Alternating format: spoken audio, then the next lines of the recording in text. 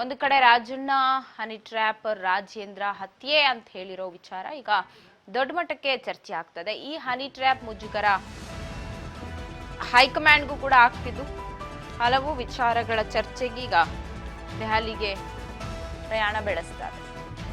CM Delhi ಭೇಟಿ ವೇಳೆ ಹಲವು ವಿಷಯಗಳ ಚರ್ಚೆ. ಸಂಪುಟ ಸದಸ್ಯರೊಳಗಿನ ಅವಿಶ್ವಾಸ ಪ್ರಸ್ತಾಪ. ಏಪ್ರಿಲ್ 2ಕ್ಕೆ ದೆಹಲಿಗೆ ಸಿದ್ದರಾಮಯ್ಯ ಸಚಿವರ ದಂಡು ಹೋಗಲಿದ್ದು ಸಾಕಷ್ಟು ವಿಚಾರಗಳ ಚರ್ಚೆ ಆಗತ್ತೆ ದೆಹಲಿಯಲ್ಲಿ. ಒಂದು ಕಡೆ ಹನಿ ಟ್ರ್ಯಾಪ್ ಆ ವಿಚಾರ ಚರ್ಚೆ ಆದರೆ ಬೇರೆ ಬೇರೆ ವಿಚಾರಗಳಿಗೂ ಕೂಡ ಚರ್ಚೆ ಆಗಬಹುದು ಅಂತ ಹೇಳಿ. ಯಾಕಂದ್ರೆ ಒಂದು ಕಡೆ ಈ ಹನಿ ಟ್ರ್ಯಾಪ್ ವಿಚಾರದಲ್ಲಂತೂ ಹೈಕಮಾಂಡ್ಗೆ ಮುಜುಗರ ಉಂಟಾಗಿದೆ, ಡ್ಯಾಮೇಜ್ ಆಗ್ತಿದೆ ಪಕ್ಷಕ್ಕೆ ಅಂತ ಹೇಳಿ. ಆ ಡ್ಯಾಮೇಜ್ ಕಂಟ್ರೋಲ್ಗೆ ಮುಂದಾಗ್ತಾ ಇದ್ರೆ ಇತ್ತ ಪದೇ ಪದೇ ಸಚಿವರುಗಳು ಮಾಡ್ತಾ ಇರುವ ಎಡವಟ್ಟು ಹೈಕಮಾಂಡ್ಗೂ ತಲೆ ತಗ್ಸೋ ರೀತಿ ಆಗ್ತಾ ಇದೆ.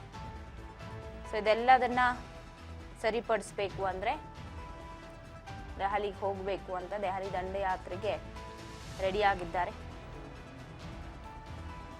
ಬುಧವಾರ ದೆಹಲಿ ಯಾತ್ರೆಯನ್ನ ಕೈಗೊಳ್ತಾರೆ.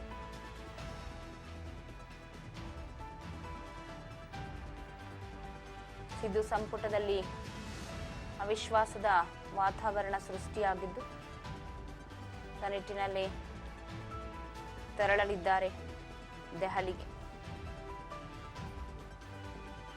ಬಹಳಷ್ಟು ಕುತೂಹಲ ಇದೆ ದೆಹಲಿ ಭೇಟಿ, ಸಾಕಷ್ಟು ವಿಚಾರಗಳು ಚರ್ಚೆ ಆಗತ್ತೆ ಅಂತ. ನೋಡೋಣ ಏನೆಲ್ಲ ಚರ್ಚೆ ಆಗಬಹುದು. ಹನಿ ಟ್ರ್ಯಾಪ್ ಜೊತೆಗೆ ಇದು ರಾಜ್ಯ ನಾಯಕರಿಗೆ ಮಾತ್ರ ಅಲ್ಲ, ದೆಹಲಿ ನಾಯಕರಿಗೂ ಮುಜುಗರದ ವಿಚಾರ.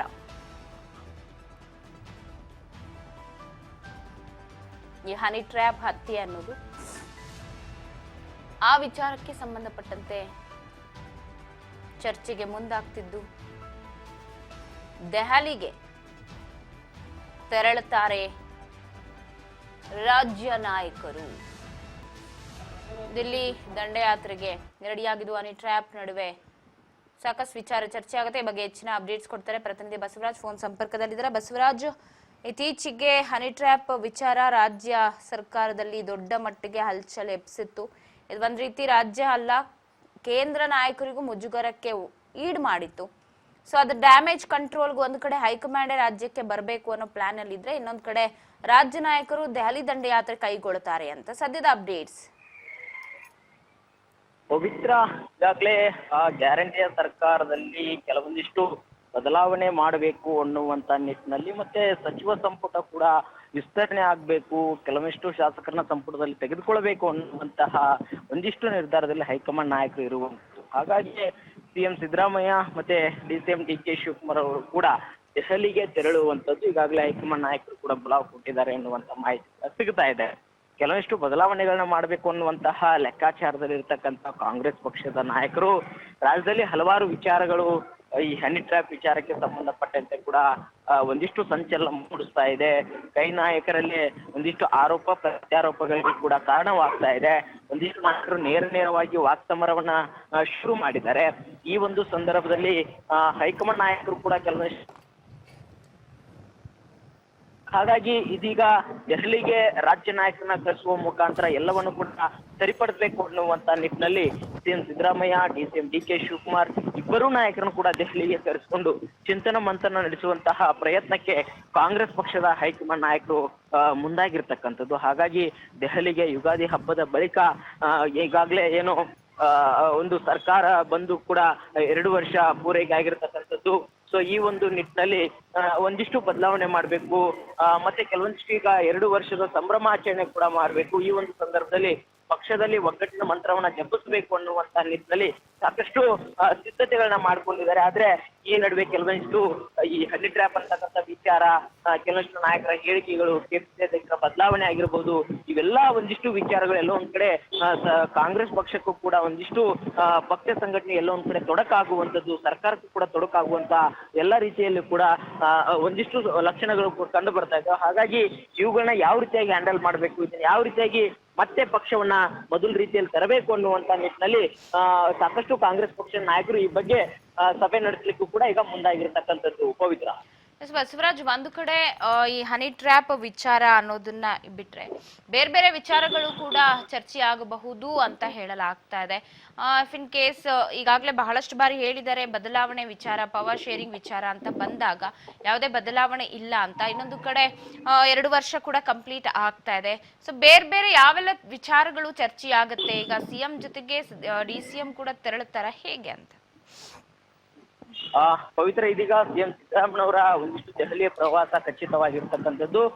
ಬಹುತೇಕವಾಗಿ DCM DK ಶಿವಕುಮಾರ್ ಅವರು ಕೂಡ ದೆಹಲಿಗೆ ಹೋಗ್ತಾರೆ ಎನ್ನುವಂತ ಮಾಹಿತಿ ಸಿಗ್ತಾ ಇದೆ. ಆದ್ರೆ ಅವ್ರದ್ದು ಅಧಿಕೃತ ಪ್ರವಾಸ ಇನ್ನೂ ಕೂಡ ಮಾಹಿತಿ ಸಿಕ್ಕಿಲ್ಲ. ಆದ್ರೆ DCM DK ಶಿವಕುಮಾರ್ ಅವರು ಸಿಎಂ ಸಿದ್ದರಾಮಯ್ಯನವರು ಕೂಡ ಹೋಗ್ತಾರೆ ಅನ್ನುವಂತಹ ಎಲ್ಲ ಮಾಹಿತಿ ಕೂಡ ಇದೆ.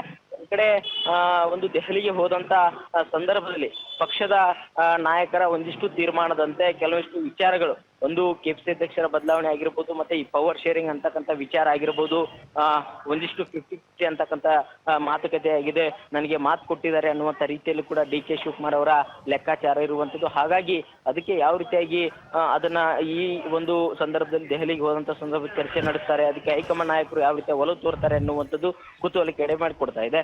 ಇನ್ನೊಂದು ಕಡೆ DK ಶಿವಕುಮಾರ್ ಅವರು ಕೂಡ ಒಂದಿಷ್ಟು ಕೆಪಿಸಿ ಅಧ್ಯಕ್ಷರ ಸ್ಥಾನದ ಒಂದು ಬದಲಾವಣೆ ಆದಂತ ಸಂದರ್ಭದಲ್ಲಿ ತಮ್ಮ ಸಹೋದರ DK ಸುರೇಶ್ ಅವರಿಗೆ ಆದ್ರೂ ಈ ಒಂದು ಸ್ಥಾನ ಕೊಡಿಸ್ಬೇಕು ಅನ್ನುವಂತಹ ಬಹಳಷ್ಟು ಲೆಕ್ಕಾಚಾರಗಳು ಕೂಡ ಇದಾವೆ.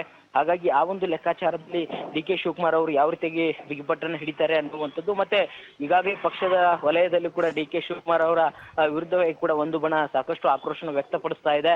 ಹಾಗಾಗಿ ಅದನ್ನು ಕೂಡ ಪ್ರಸ್ತಾಪ ಇಟ್ಟಂತ ಸಂದರ್ಭದಲ್ಲಿ ಅದನ್ನ ಯಾವ ರೀತಿಯಾಗಿ ಹೈಕಮಾಂಡ್ ನಾಯಕರು ತೆಗೆದುಕೊಳ್ತಾರೆ, DK ಶಿವಕುಮಾರ್ ಅವರನ್ನು ಸಮಾಧಾನ ಪಡಿಸ್ತಾರ ಅಥವಾ DK ಶಿವಕುಮಾರ್ ಅವರಿಗೆ ಒಂದಿಷ್ಟು ಸೂಚನೆಗಳು ಸಲಹೆಗಳನ್ನ ಕೊಡ್ತಾರ ಅನ್ನುವಂಥದ್ದು. ಇನ್ನೊಂದು ಕಡೆ ವಿಧಾನ ಪರಿಷತ್ತಿಗೆ ನಾಮನಿರ್ದೇಶನ ಮಾಡಬೇಕಾಗಿದೆ.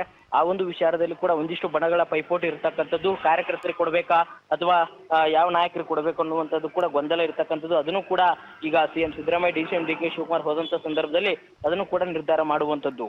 ಪವಿತ್ರ ಬಸವರಾಜ್, ಈಗ ಹನಿ ಟ್ರ್ಯಾಪ್ ವಿಚಾರದಲ್ಲಿ ದೊಡ್ಡ ಮಟ್ಟಕ್ಕೆ ಸದ್ದು ಮಾಡಿದೆ KN ರಾಜಣ್ಣ ಅವರು. ಅದು ಬಜೆಟ್ ಸದನದಲ್ಲೇ ಅವರು ಹೇಳಿದಂತಹ ಮಾತೆ ಈಗ ದೊಡ್ಡ ಮಟ್ಟಕ್ಕೆ ಸದ್ದಾಗಿ CID ವರೆಗೂ ಕೂಡ ಹೋಗಿದೆ ತನಿಖೆಗೆ.